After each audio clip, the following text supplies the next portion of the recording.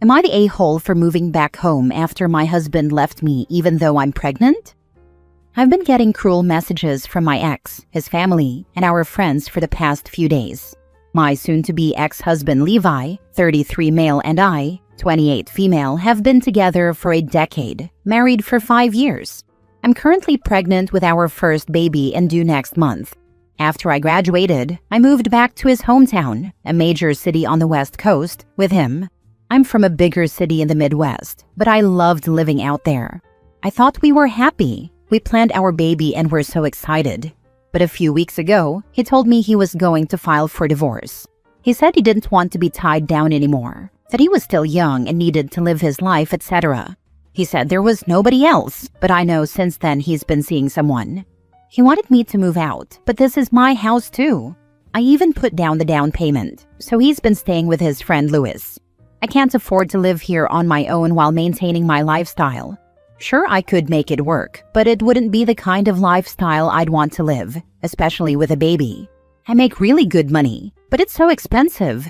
I have friends for sure, but not the support system he does. No family here. So I've decided to move back home, and luckily my company has a location in my hometown, so I was able to keep my job. My parents have been so supportive. They're divorced and hate one another, but are now combined in their hatred of Levi, which is interesting to see. They've secured me a nice rental home in my city and refuse to let me pay them back, saying I need to save to buy my next house. They're paying for my divorce lawyer and my co-pays at my new doctor here. They've said I'm doing the right thing for my baby and are happy to help. My mom is about to retire and even wants to watch my baby while I work after my maternity leave. So it's been an ideal situation for me. Levi is furious. He's claiming that I moved to get back at him and that I'm going to try to keep him out of our baby's life. I explained very clearly that I couldn't afford to be a single mom in San Diego, but he doesn't believe me. He's told everyone I moved back to get the upper hand on custody. That's not why I moved, but it's definitely a plus. His job doesn't have any locations here, and they won't keep him if he moves. He could get another job here, of course, but he says that's too much to ask of him. I told him I'd be going for child support once the baby's born, and he told me I needed to make up my mind. Could he be a dad or not? I told him he was going to be a dad regardless, and if he doesn't want to move here, then he will be a dad by paying child support. I don't think I'm the a-hole. I think I'm doing what I have to do, but I don't know what I'm supposed to say to all these people texting and calling me and telling me I'm keeping Levi's baby from him. Now for the top comments. First off, congratulations on your baby. Second, don't respond to those stupid texts. You can block those numbers. If he sends any hateful texts, especially now with the baby, you can save those and use it in court if he ever tries to go after you. What you need is a peaceful time before delivery and stress-free postpartum lifestyle. And go for child support. He's the one who wanted to leave for a free lifestyle. Now he's got it. Oh, I'm going for full child support, don't worry, LOL. It would be one thing if this was a one-night stand thing, but we planned our baby, and he's not getting out of supporting it. You did the right thing. He wanted his freedom. Now he has it. He's probably pissed that you're not begging him to stay. Good for you, sweetheart. I'm proud of you. And your parents rock.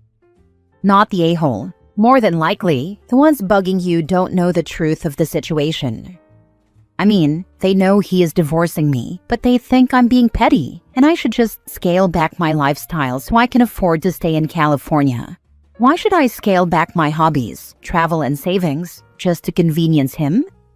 You screwed up his plans. He wanted to be with his girlfriend and have you nearby doing all the work raising the baby, so he could visit only when he feels like it. You take care of you. His anger over not getting everything he wants after abandoning you is his problem to deal with. Don't respond to any of those calls or texts. Yeah, that's what I'm thinking. I just feel so lied to. Next story. I refuse to let my son come home after his girlfriend dumped him. I, 55 male, refused to let my 33-year-old son move back in after his girlfriend broke up with him. As much as it hurt to say no, I knew from experience what would happen if I allowed it. He's brought chaos everywhere he's lived, and no matter how many chances he's had, he's never taken responsibility for his actions. My daughter, her husband, and my grandson already live with me, and I genuinely enjoy having them here. They contribute, help with chores, and make my home feel warm and full of life. But the thought of my son moving in, making demands, avoiding responsibility, and falling back into old habits was too much for me to bear. For years, I've told him he needed to get his life together. I tried to give him guidance, support, and even resources to do better. Instead, he chose to spend his time smoking pot and playing Xbox, avoiding work and responsibility. Always found someone to blame when things didn't go his way, and it was exhausting. His girlfriend leaving him was inevitable, but instead of seeing it as a chance to change, he immediately turned to me, expecting to be rescued again. No parent wants to hear about their kid going homeless, and I did feel a deep sense of guilt. But I also knew that if I opened my door, the same cycle would repeat: fighting, tension, financial strain, and me walking on eggshells in my own house. So I told him as gently but firmly as I could that it was time he grew up, got clean, and found a way to support himself. I reminded him that at 33, it was no longer my job to shield him from the consequences of his choices. I felt awful telling him no, but I can't keep enabling him. Sometimes love means drawing boundaries, and this was one of those times. He no longer speaks to me, and while that stings, I'll admit I have zero problems with the peace that has come without his chaos. To his credit, he did eventually find a job and a place to stay, which honestly gave me some relief. Still, I often wonder if I was an a-hole for not stepping in when he needed me. Edit: I want to be clear that I love my son deeply. He was my oldest and my constant companion for years. But when he started high school, everything changed, and I've been trying to reach the boy I once knew ever since. Not the a-hole. The time had to come where you put yourself first, but you didn't actually do that.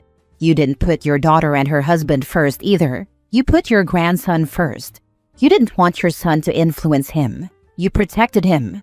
That was clearly a hard choice for you, but you know that it was the right choice. Your son has benefited from your decision. He has a job, and as a result of that, he has a home. Him not speaking to you is his resentment that you didn't make everything easy for him. He might never see that your actions gave him his independence. You can see it, and you can see that you did the right thing for everyone involved. Relax. You're good here. Thank you. I think this is what I needed to hear. My mom stopped letting her addict son stay over when she ended up with custody of his toddler. Before that, he was in and out a lot, but it was neither safe or healthy for him to be around. He had supervised visits and didn't really show up ever, even though he just had to call his mom and say he wanted to see his kid. For what it's worth, he did understand ultimately that his mom had made the right call, because it's the same one he knows he would have made too now that he's clean. I'm sure you'll never understand why your daughter and family are so welcome. They've been here for 8 years and came when I needed help and they needed help, and it worked out great for all of us. I was a free babysitter. He's my grandson and I never really considered it babysitting. And they helped around the house and relieved me of some financial stress I was going through. I am in such a better place financially now and have slowly been taking bills back from them. He would have never contributed anything but misery. Even with all that being said, your comment is 100% correct. Next story. Am I the a-hole for letting my niece have fun when she lives with me after the cruel stuff she wrote and said to her stepmother? In June of this year, my 15-year-old niece Abby came to live with me, 28 male, and I became her legal guardian. My brother is her father. Abby's mom died when she was 9, and my brother remarried when she was 11. Abby was never very happy about my brother's remarriage or my sister-in-law. It was clear to everyone, and mostly she just ignored her stepmother. But there were outbursts here and there when her stepmother tried to parent her. Sister-in-law's birthday is in May, and my brother threw her a family party birthday dinner. Abby was asked to write her a card and give it to her with a gift my brother bought for sister-in-law on Abby's behalf. I can't remember word for word what Abby wrote and said, but to summarize, she told sister-in-law she hated her, that she never wanted her to marry her dad, and that she wasn't as good as her mom.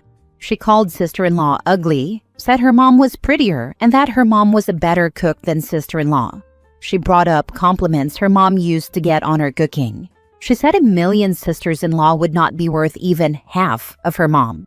She said she was glad sister-in-law and my brother could not have kids, and that she hoped every day that sister-in-law would never get to stay pregnant.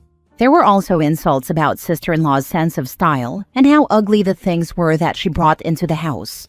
She called sister-in-law an outsider, brought up her mom being the love of my brother's life and not sister-in-law, and she mentioned several times that she would never love her, accept her, or want her around, and how happy she'd be if they divorced.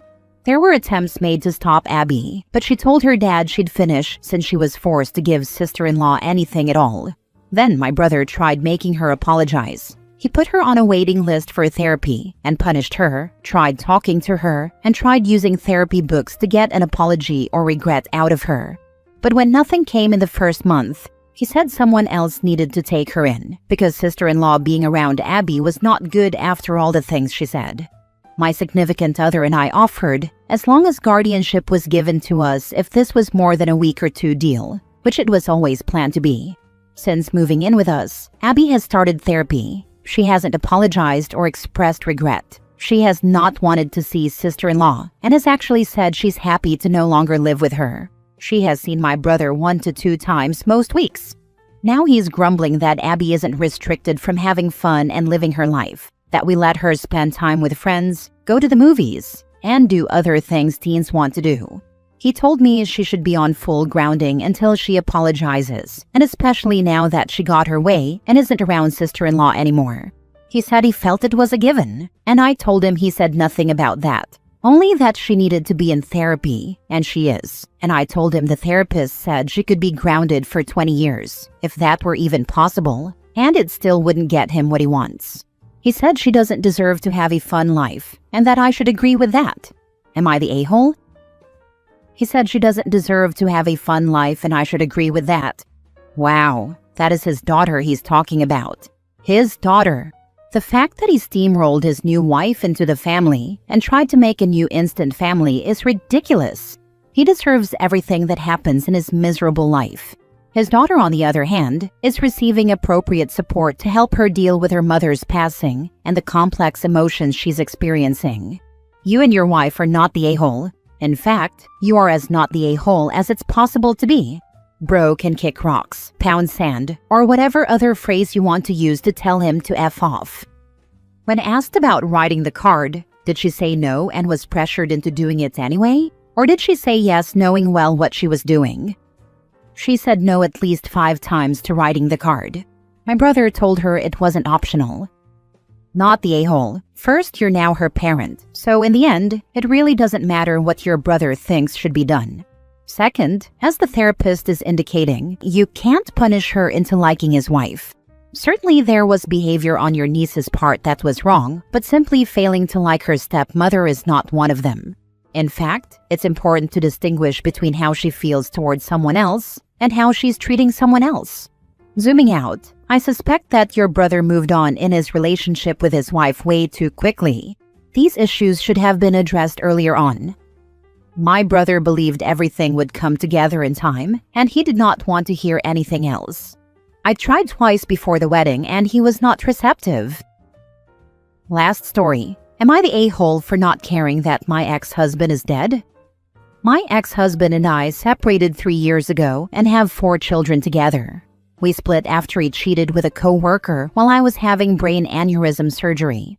Both marriages split, and they moved to the other side of the country where he ignored our children and didn't bother to pay child support. On or about the 3rd anniversary of us leaving, he offed himself. His affair partner, now wife, didn't even bother to let us know, and it was over a week before we heard. Even though he was a crappy husband and father, I feel so guilty that I am not sad and only think of him as a freaking coward. His parents told our oldest that he couldn't take being away from you and your brothers anymore, and then bluntly told her his manner of suicide when she was trying to find out what happened. We were originally told a different cause of death from rumors my family heard in our hometown, and they didn't tell us what happened beforehand. Am I the a-hole for not caring about his death and just being mad at him and his family? Not the a-hole. He did you and your kids dirty. You'd be the a-hole if you started dancing or encouraged your kids to celebrate his death. But on the bright side, His death means your kids should be eligible for Social Security death benefits, so you guys will be better off financially. But screw your mother-in-law for telling your kids their daddy offed himself because he missed them. BS. If he missed them, he doubtlessly knew your number to call them. His mommy probably would have pulled the money out of her butt or somehow found a way to get her boy back home if he really wanted it. He offed himself because of his own reasons. To even vaguely suggest it was over the kids makes her absolute trash. Not in the US, so I just miss out on the child support he sometimes paid, hoping I might recover some of the thousands he was behind through probate. Also, please be sure to consider additional therapy for your kids, particularly the one who heard that lie straight from the jerk mother's mouth. Not the a-hole, and it sounds like grandma and grandpa might not need to see them anymore either. I was already no contact because they reject my sons for being disabled and only want to see my daughter because she is normal. They openly admit this. I tried to facilitate a relationship between them when their dad didn't bother but had to protect my kids. Then putting the blame squarely on you and your children? I feel like it was probably mother-in-law's intention to blame you, since I imagine it was said in your face from the way the story was told. It was sent by father-in-law in a message to my oldest, which ended, "Go ask your mother." We didn't have confirmation from anything but rumors in our shared hometown before, and had been told a different cause of death. Edit to add, not in the USA, in Australia. Older sons have fortnightly telehealth psychology sessions already due to disabilities. I'm trying to find a face-to-face psychologist for the 6-year-old, and my daughter, eldest, has agreed to grief counseling. Between the comments from her grandfather and stepbrother, she is having a rough time. Thanks to everyone who has taken the time to reassure me, it has meant a lot. I guess I never really expected to not cry over him. I did love him once upon a time, or I loved who I thought he was.